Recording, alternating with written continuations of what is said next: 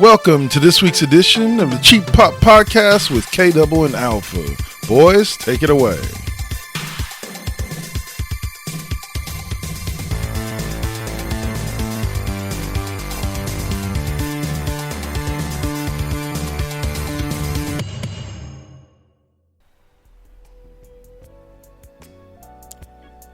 The following Four Aces production is for mature audiences only. Listener discretion is highly advised.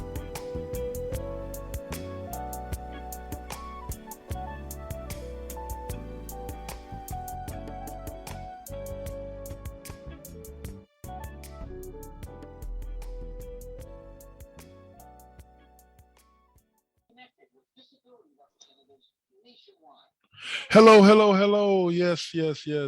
It's me. It's the one and only K Double K, and I am here with the Apex Predator, Alpha.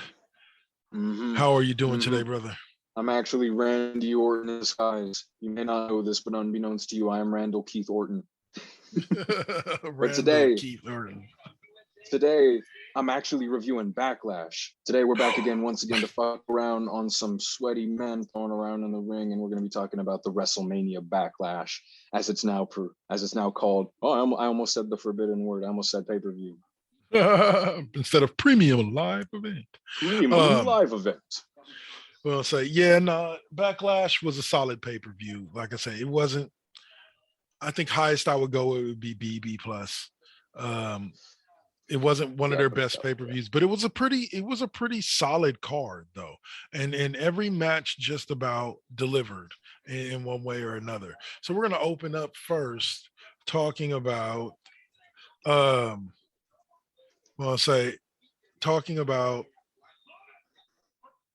we go. Let's share this. Come on. There we go. Nope. There it goes. Yeah, there it is. All right. So we opened up with a match that literally could have closed most other shows. Watch out. There it goes. Sorry. And Cody taking on Seth freaking Rollins, man. Seth freaking Rollins. Opening with a surprisingly long match. And I was really surprised they opened with this because it's probably the highest profile match here. Yep. And those two gave us a classic beyond classics. And I can't tell you, those people who say that they don't wrestle in WWE, check out this match, dude. Check out this match. Cody Rhodes, Seth freaking Rollins. Yeah, they wrestled. Yeah. That was a pro wrestling match. You're right. They gave it to us. Without any hyperbole, there is no sports entertainment in this match. This was all Southern Golden Age style storytelling with some high octane violence and high tier aerial moves. I always mark out for a Cody cutter. At one point, Cody actually teased using his finisher from the Indies, the fucking Vertebreaker, which, if you don't know, is a massively banned move in WWE. Vertebreaker's been banned for like fucking 15 years. Cannot use that. Oh my shit. God. So the moment that he set up for that shit, obviously he's like, oh fuck type of move. Yeah. But as a whole, the whole match was built really well. The catching sequences weren't thrown with flying nothings. Everything was paced well.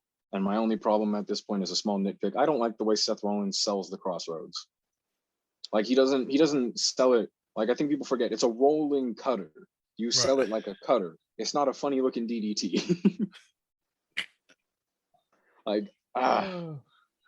Oh man. Okay, fair enough. That's my only critique. It's a rolling cutter, man. Like, why the hell are you selling a DDT? Anyway. Exactly. It's a small gripe, but it's a gripe, damn it. But overall, like I said, I would give that particular match a 4.5 stars, easily. Just because those two guys can go. Almost with MVP taking on Bobby Lashley. Yeah. This somehow, in my opinion, went slightly less smooth than their last interaction. Yeah. I would agree. Like, I was just almost Bobby's protecting him a lot. Bobby's making him Mhm. look good. Yes, Bobby's that is true. definitely making him look good. And Yes. rightfully so. You know, the kid has the potential to be the next big thing. You know, he's got his mouthpiece now, kind of like Brock Lesnar. You know, now it's just a matter of making him look good in the ring. Right. But there was just something about this match I did not like. Like it wasn't that it was a bad match, but I wouldn't give it anything over a 3. Yeah. As a whole, I think it's just the flow of these matches is what almost needs to work on. I know that's a real hard thing to do as a man of that size, but ironically enough, in AEW there was a really good showing of that in the form of William Morrissey, otherwise known as Colin Cassidy, Big Cass. Big Cass.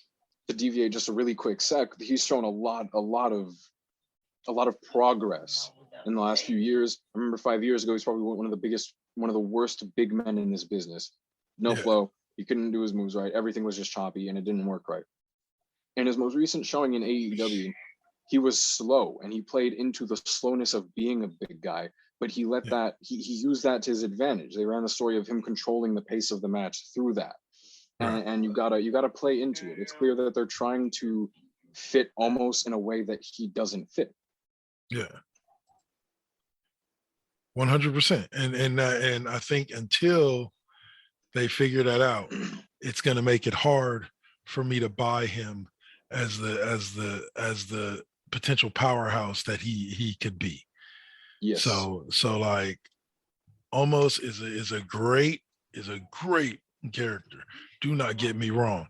He is someone who has full potential to be the next big thing, so to speak. No pun intended. But mountain of fucking potential. I think that we don't need to see an Almost versus Shanky match too soon. Yeah, don't do that. And we don't need to see an Almost versus Commander Aziz either. Give me Almost versus T-Bar. And that's Almost versus Mace. I can roll with that. But that's a good way to think about it. But Almost versus Bobby Lashley, they can do better. I don't mind. It's not Bobby Lashley. Bobby's making the boy look good. I just think that Almost is still a little bit too green to be in the ring with somebody like Bobby Lashley. But that's not my call. Yeah. I'm not a booker. I don't work for WWE. So it's not my call. But yeah. They made a really good call sticking him with AJ. They need to keep up that mentality of keeping him with men that can carry him in the ring. Lashley's good, don't get me wrong. Lashley's fucking great. And I will praise to the moon every single day that Lashley is a genetic fucking athlete. He's a fucking freak. That being said, Lashley has never been known to be the most 110% competent man in the ring that can carry someone at least, you know? Right. That's a good way of thinking about it. No, 100%. All right. So that led us to what was effectively, to me, the first main event of the night, which was AJ Styles and Edge. Gave us another amazing match. Like, again, 2 out of the first 3 matches in this pay-per-view, I would give 4 stars at minimum. Yes. Now, the ending of this match was a little wonky, but it's what I saw coming. I don't know if I said this to you, but I know I said it to myself. As soon as AJ Styles won that match against Damian Priest, they got Damian Priest. That get Damian Priest banned from ringside. I immediately thought to myself, okay, here's how they introduce the newest member of Judgment Day. Is that the new member is going to come out and actually win the match for Edge, or help Edge win the match and screw over AJ Styles. Now, within a couple of sentences to that, I also said to myself, and yes, I can verify because I was there. I said to myself, I think it's going to be Rhea Ripley too. And Guess what, Self? You was right. He was right. All right, so but yeah, Me, no. Go ahead. I believed in the rumblings that it was going to be Ciampa. So a person comes out and hits the hot shot on AJ Styles, and I'm instantly like, fuck, there's Ciampa. Mhm. Not even minding business to the fact that Rhea Ripley turned on Liv about 2 weeks ago, solidifying a heel turn, and then disappeared for a fucking week. Which is a surprising move on WWE's part, A, to not do anything with it stupidly, or to B, just let it simmer. Yeah. Either way, it paid off well. But the match itself was awesome. I love the physicality that these two use. It's a lot of, it reminds me a lot of the match between AJ Styles and Orton and the way things are paced, and I like that shit a lot. Both of them in these matches constantly refer to their old repertoires and use everything in their arsenal. You have Edge using every single move that he's ever used. You have him using the Execution DDT, the Educator twisting sharpshooter, the Edge-O-Matic overhead mat slam. You have him pulling out every single move that he's ever had a special name to in this feud. Whereas you have AJ Styles using all of the different finishers from his playbook in the form of the top rope 450, using that to finish matches again through this, obviously using the calf crusher. And here we see him using a whole bunch of different nuance to use the Styles Clash with only one fucking arm, which is pretty dope. Yeah, that shit was tight. I'll say, now also the thing I liked about this match was when we finally did see Damian Priest. And Damian Priest, tinkered with that line of being banned from ringside. He wasn't at ringside, he was still on the ramp. Still on the ramp. Wasn't at ringside. He was attacked by Finn Balor in and through the ring. And that was a distraction that led to Rhea Ripley being able to get one over on AJ Styles and help Edge win the match. I'm wondering if Liv Morgan is going to be the third member of the AJ Styles Finn Balor of the Bullet Club group. That'd be pretty fucking cool. That'd be pretty dope. Because now obviously they're going to need a female member to go head to head with Judgment Day. True. I'll take that. I like that idea. I hadn't thought of that. So I'm thinking we may see Liv Morgan join that anti-Judgment Day group. But Rhea Ripley, Bullet Club group. but Rhea Ripley, on the other hand, is perfect for Judgment Day. Yes. Heel Rhea Ripley is perfect for Judgment Day. She don't need to be cutting too many more promos after what I saw tonight, but just standing there and looking like a big badass bitch, like, right on, do your thing, girl. She's never been the strongest promo. She never has been. Yeah. But in light of that, she's got the perfect fucking look for this. Much like Priest, they've kind of taken their original gimmick and twisted it just the slightest bit to form fit with this. Just a few satanic symbolism here, the upside down cross there, black lipstick, and we're fucking clean, right? Yeah. No, but that's really what they've done. Priest got some eyeliner. Rhea Ripley's got black lipstick now. She also dyed her hair black, which is a cool fucking look. As a whole, it's just pretty fucking dope. And more than anything, I love that, like, this is just, you can watch Edge's bone structure change through the metamorphosis of his heel turn. I swear to God, it's like as it's gone along, his facial structure has slowly become more and more like fucking Gangrel. Oh, sorry, bro. Sorry, man. It's complete distraction. Sonia Deville just got fired by Adam Pearce as the GM, but he told her she's still a competitor, and he just put her in a match with a returning Alexa Bliss. Get fucked. I like that. Holy shit. I feel bad coveting her now. Because I know that she's married. Like I feel bad coveting her. Her little sexy she's ass. Married. I forget. She's married to that one guy now. I forget. Did you hear who else is a thing now? Speaking of which. Oh yes, Rhea Ripley and Buddy Matthews. Fucking Buddy Matthews, and the only reason that's funny is because Buddy Matthews is like a foot and a half shorter than her, and that's fucking like, I'm sorry, I'm not even making fun of him. Like that's great, no, that's awesome, no. That's a full catch on his part. Like shit, man, death by snoo snoo. Death by snoo snoo. Look, it's funny. People were making fun of Buddy Matthews because he got dumped by Alexa. Nah, son, look at his Instagram now. He posted a video of him lifting weights, right?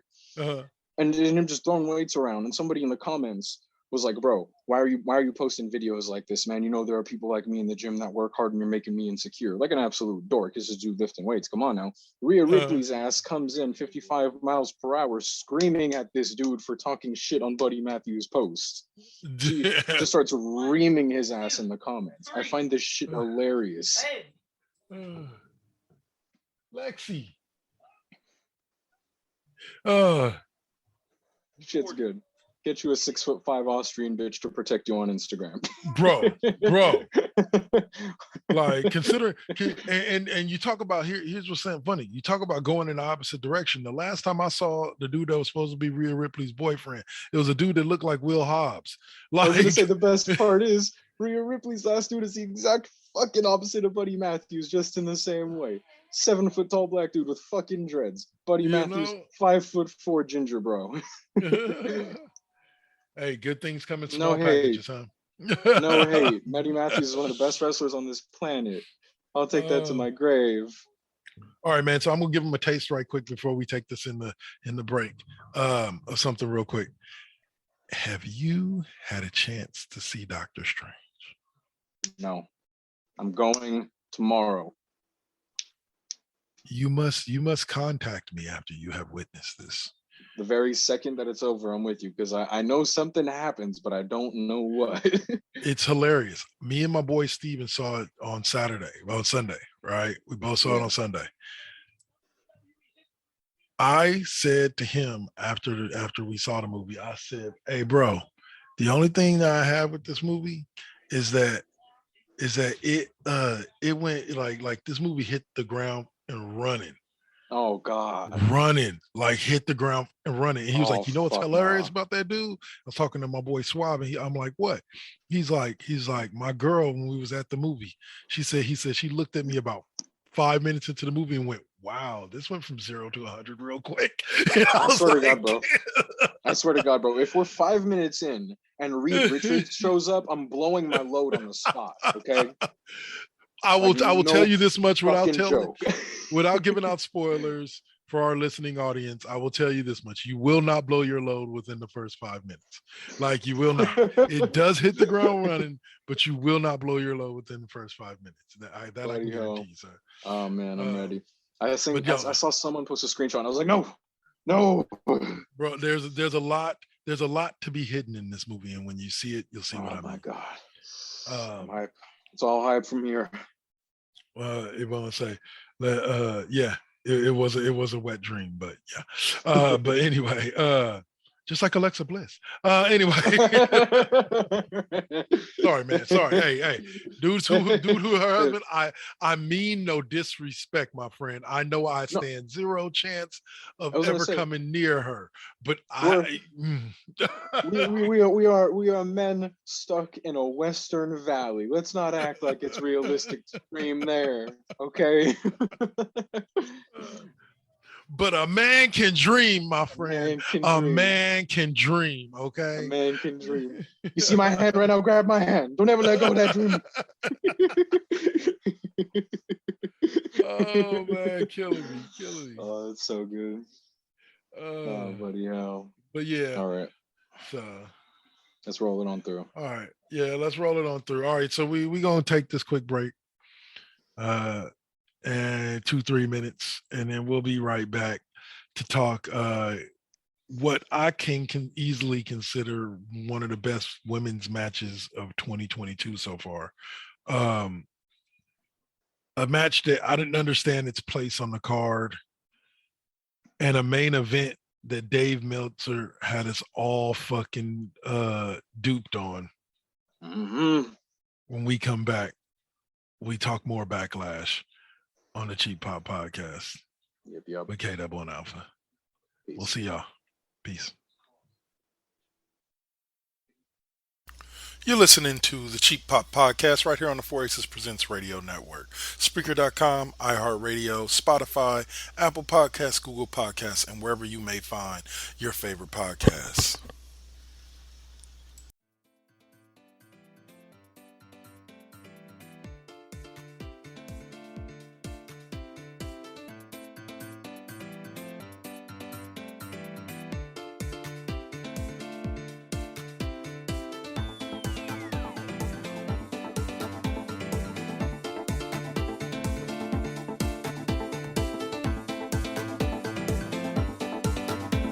Imagine this. It's Friday night. You're at home wishing you can listen to an amazing playlist of some of your favorite music from the 60s, 70s, 80s, 90s, and 2000s. Pop, rock, whatever.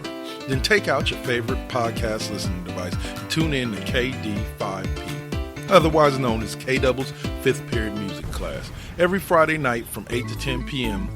Pacific Standard Time, K-Double brings you some of your favorite tunes live on the Four Aces Presents Radio Network on Live 365.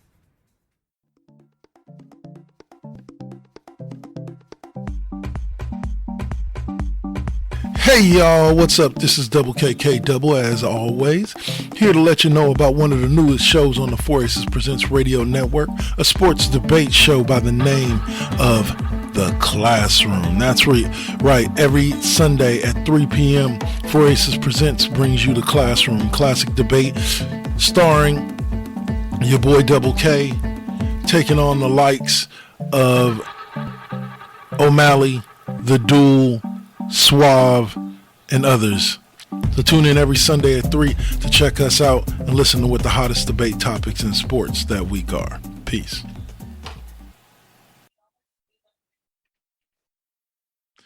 And we are back. We're back, we're back, we're back, we're black, we're black, we're black, we're back, we're back, back in black, back in black. Ow! Back in black, back in black. All right, so let's get this rolling. Opening number. Yep, that was my opening number there. So, man, the second part of WrestleMania Backlash produced a match that, like I said before the break, I would consider one of the top women's matches of 2022. And yes, that will be right. It will be right up there with Thunder Rosa and Britt Baker for the AEW women's title in the steel cage. Yes. These two women gave us everything in that match, and they told us a fucking story. And I loved it. Everything down to the last little bit where he's like, do you quit? Hell no. Hell Leans no. over just enough to say, I hoped you would say that. Yeah.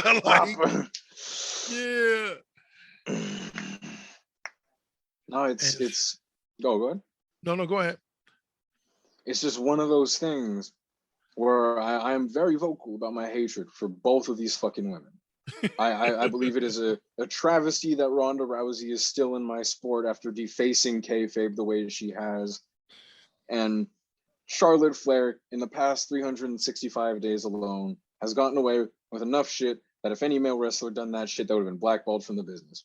That being said, now, 2 times in a row, these bitches got me watching these matches because these females are running a feud that's so fucking believable. Exactly. And Ronda being Ronda, I think she's actually, to be honest with you, she's gotten better in the ring than the last time I saw her. No doubt. She's definitely, yeah. Now, don't get me wrong. I remember about 6 or 8 months ago, a report coming out saying that WWE had sent a ring to Ronda Rousey's house, to her farm, so that she could practice. Like, she's practiced and she's got her shit down. She's still a little rough around the edges. Like, I think she would be I think she would be a lot more polished had she stayed for the past 2 years. But hey, everybody has their right to want to go start their family and do their thing and build their life however they see fit. Precisely. And so there's no knock against her, but I think she would just be a lot further along in the ring had she stayed. But definitely I see the progress. And I admit this is one time in which Ronda Rousey won, and I ain't mad. Like I said before, it's not about Ronda winning. For me, it's about Charlotte losing. Dang. Yeah. And people, Charlotte's gonna be gone for a minute. Charlotte's gonna be gone just long enough for us to appreciate her for a little bit when she comes back. Yes, exactly. You know. But on that note, the physicality here, it was stiff, it was tight, it was whatever wrestling jargon that doubles for sexual innuendo you want to use. This shit was hard hitting 100% of the time. You can see the difference in the way they work this match. It's tight is the only way that I can describe the way they worked this match. There were very few seconds where these women weren't latched onto each other, throwing each other around and beating the shit out of each other. And beating the shit out of each other. Ask her. Ask her. Ask her. Gosh. Charlotte, you were on my last nerves with that one. That shit. Like I know you were supposed to do that. Like that's what you're supposed to do. That's why you're doing it. But I gotta let you know it worked. It worked. You did your job. Because it drew me in, and every time Ronda Rousey was like, hell no, I was like, yeah, fuck you, Charlotte.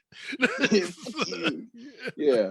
No, it was great shit. It was great shit. All in all, more than anything, as wrestling has it, this match it elicits a reaction. Whether that reaction is positive or negative, regardless whether you hate these women or whatever, it elicits a reaction. And that is pro wrestling. Yep. And I would consider this match, according to the WWE GM 2K22 GM mode ratings, this would be a good booking match. Not amazing booking, but good booking. Okay. Because I would give Cody Rhodes for minimum 4 stars. I would give the Edge and AJ Styles match at minimum 4 stars. I would give the Ronda Rousey Charlotte Flair match at minimum 4 stars. Yeah. This next match would get 3 at max. It was good to watch. It was a great technical match, but I saw how the crowd wasn't into it, and I really wasn't into it. I'm not really invested in the storyline, even though we've been dealing with it for 2-3 weeks now, since WrestleMania. It was just like, all right, finally, these two dudes went at it. Yeah. Now what? And it just didn't have any heat. Didn't have any heat for me. Clearly wasn't there for a lot of people. And sadly, at this point, this has become go home, heat the feud. Nobody really cares for it in the worst way possible. It's the exact opposite of the Ronda Rousey and Charlotte match. Regardless of what these two men are doing, there's no reaction here, and that's a problem. No. And it sucks because I don't hate both of these guys. Although they both got really shitty gimmicks right now. Corbin's a safe worker. Madcap Moss is clearly willing to break his neck for this business. No shit. But that being said, this match had no heat. Physicality had no heat. There isn't much to be said. And this is what I talk about. The 2 middle matches. Yep. Almost in Bobby Lashley and Madcap Moss, and they seem to be cool-off matches. Like they gave us an amazing match and then a cool-off match. 2 more amazing matches and then a cool-off match. And then I wouldn't call the main event amazing, but it was the crowd was into it. You can at least argue that it was high speed. Yeah. Right. The crowd was very much into it, and watching Roman. And okay, now let me address the Dave Meltzer comment I made earlier. With Dave Meltzer had reported earlier this week that there was supposed to be a big surprise to happen in the main event of WWE Backlash, and that was going to be either Roman Reigns or one of the Usos, but the Bloodline was supposed to take the loss. Okay. Now this is what our friend of the show, Mr. Hemphill, says is why kayfabe is dead and all of that, is we shouldn't have gone in expecting anybody to win or expecting the more dominant team, which is the Bloodline, to get the victory.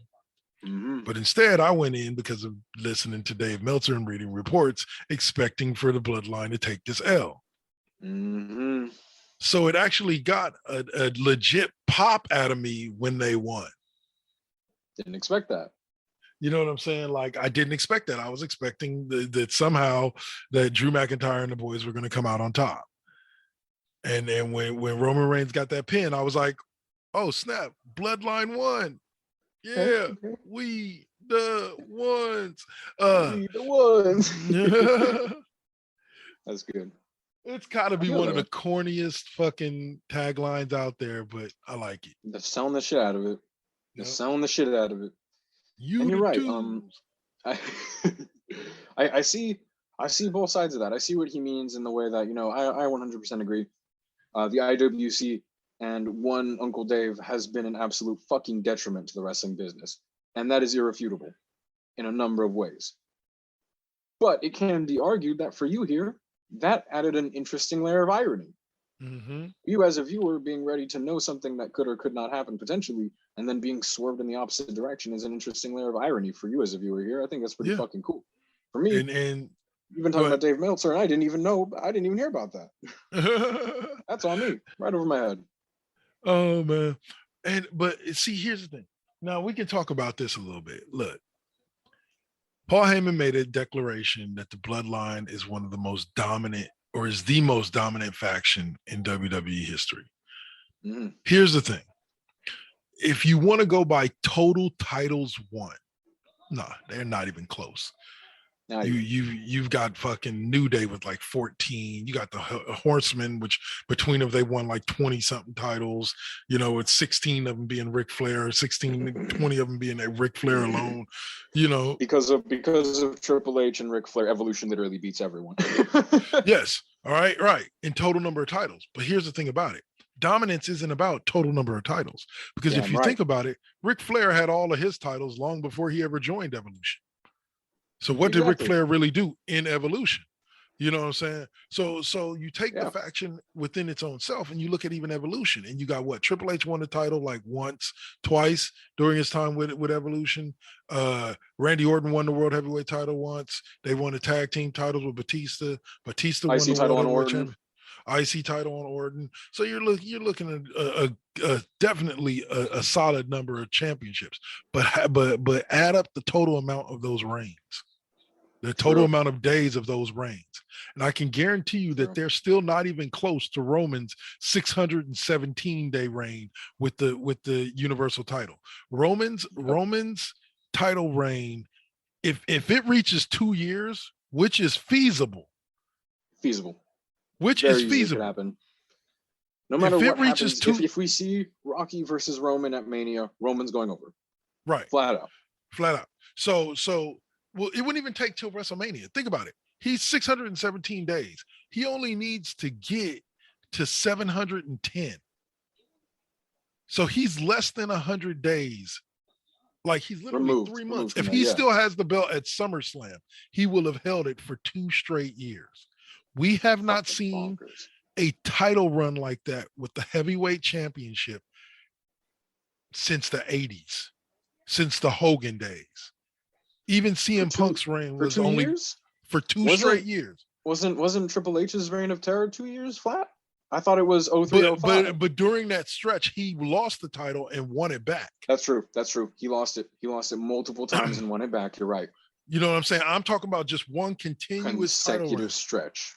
You know what I'm saying? You're right. In this the is modern probably era, like the longest run since, I would probably say, the last person. That was probably like fucking Bob Backlund had to be. But exactly. So that's all I'm saying is that by pure dominance and strength of dominance, and you figure the Usos at this point, if they continue to hold the belts till SummerSlam, they will reach a full 365 days as tag team champions, uninterrupted. That's something that I did want to delve into. First, I do want to say that this match in isolation, I would probably rate it at least a 3.5 out of 5. Yeah. I would at least say that's where it's at, because the match did amazing, and all throughout the match, you saw some amazing ass work from Randy, from Riddle, and from Jay fucking Uso. Not surprised at that.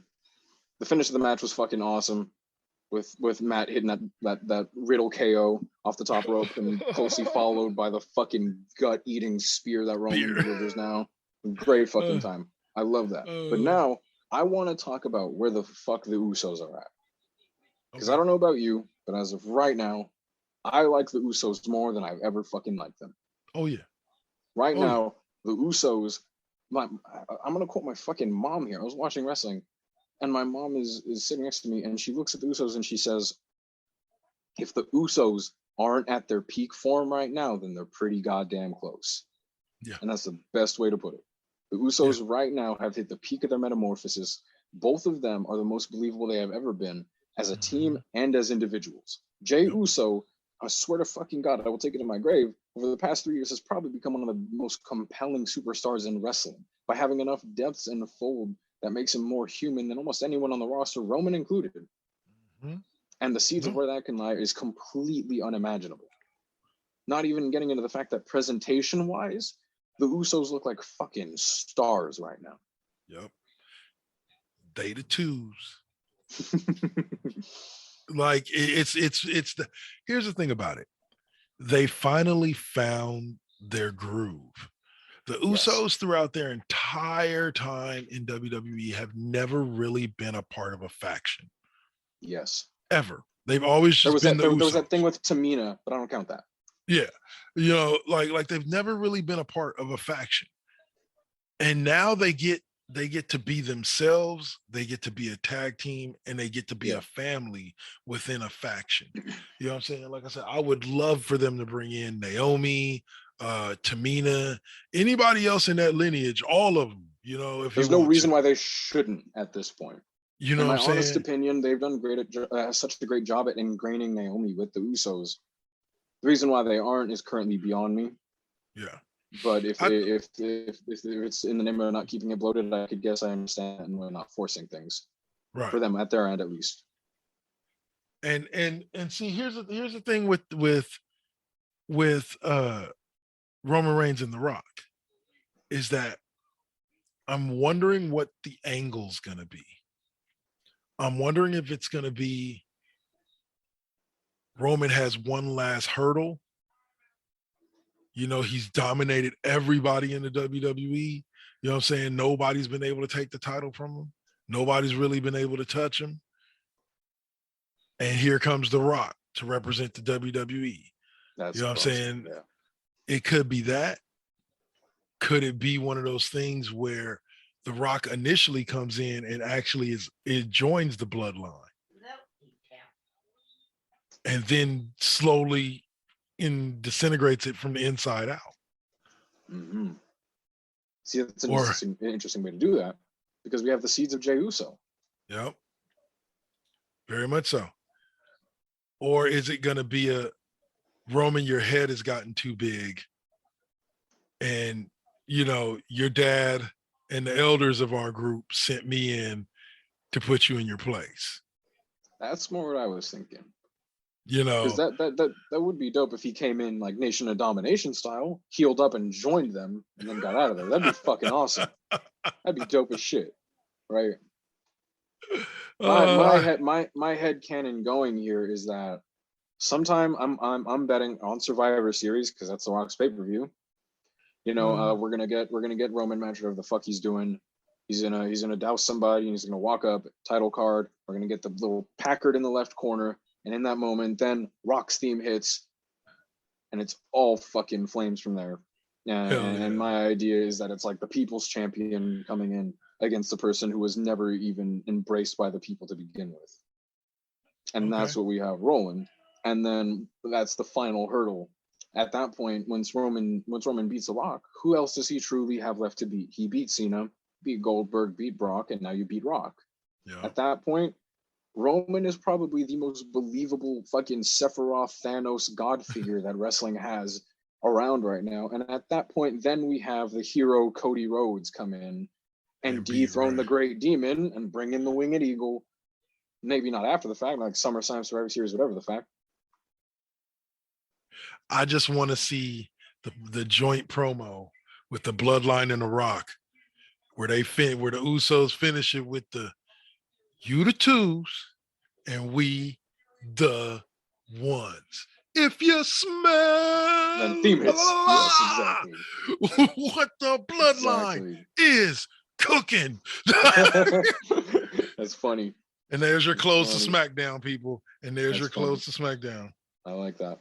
That would be much more of a slow burn. That would be interesting. And I would love to see that. Honestly, with Rocky versus Roman, it's really hard to go wrong any way you do it. But in my honest opinion, you have Roman being built up as the biggest heel that wrestling has seen since fucking Big Van Vader destroying the New Japan head in about 30 seconds and causing a fucking riot. That's the level of demonic threat that Roman should be hitting as a heel. Who is there a bigger face to represent to the people than The Rock? Than The Rock. Who is who is a more believable face than The Rock? Yep. And it's the matchup people have been wanting to see. It was don't get it twisted, folks. Like there's no that is not a coincidence that scene was written into Young Rock. Like that's not a coincidence. Like there are plans in place, and they've probably been in place for a long time. It's happening. It's happening. Yeah. that was just one more sign that it's coming. Just give us some time, you know. And so, like, even though that was just, I'm sorry, that little boy was just the cutest thing pointing at the screen. Acknowledge me. Like, that was really funny. But Roman. Oh, speaking of the promo with Randy Orton and Drew McIntyre and all them right before they came out. Well, I acknowledge that you and acknowledge. RK Big Bro, dude. Like that was a great segment. Like that was truly a great segment. But at the end of the day, the tribal chief took home the victory by wrecking everyone and leaving. And like you said, they've built him up to be this guy. People don't understand this. Long-term storytelling doesn't always have to be one opponent versus another opponent or one tag team versus another tag. Long-term storytelling can be one guy navigating the waters of the entire roster. Yes. And we have seen Roman Reigns do that over the past 2 years. Long-term storytelling. Because guess what? Now, in the next year or so, when all of this comes to its crescendo, you will be that much more invested when he loses. Damn right. When he falls, you will be that much more invested. And whoever gets the honor of taking him down will get the pop in a lifetime. And that is all pro wrestling is. You take the biggest bad guy, you take the biggest good guy, you take a big fucking stadium and you make them fight. Yep. That's it. It's that simple, and that's as good as shit gets here. Yep. And Roman has made himself into that bad guy, whether you like it or not. Okay. I was having this conversation with myself a little bit earlier, and we'll close it out on this. I don't understand, and I think I brought this up before, but I'm going to bring it up one more time. I don't understand people who say people like John Cena and Roman Reigns can't wrestle. Like, do you genuinely think that you know more than people within the business who've been wrestling for 15, 16 years and say that they're both generals in the ring? They're both great wrestlers. Like really, you know more than them? Like, that baffles me. You who've been sitting at home on your couch eating popcorn every Monday night and Friday night while they're in the ring have the nerve to say that these gentlemen can't wrestle. I think the only person that would be the person to judge and say that would be the men who train them and Vince McMahon. Other than that, why even say money doesn't lie? He's a needle mover, period. Roman Reigns is a needle mover. He is for me. He is for me, and I know he is for a lot of people. That's why SmackDown's ratings stay around the 2 million mark every week. Constantly. So AEW, shout out right quick. They got their New Japan. They sold out their New Japan AEW event in Chicago. So congrats to them. Should be they're going to give us a massive main event with Punk and Adam Hangman Page, D. Bryan, and the Blackpool Fighters Club or whatever. Yeah, it's going to be a good paper. Yep, it's going to be a good. Again, whatchamacallit.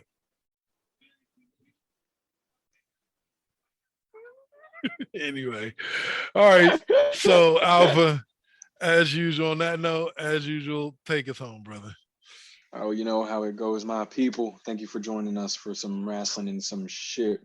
Come around next time. We'll be talking some Doctor Strange and the Multiverse of Madness right off the heat. Catch us next Yep. time and be safe. Peace.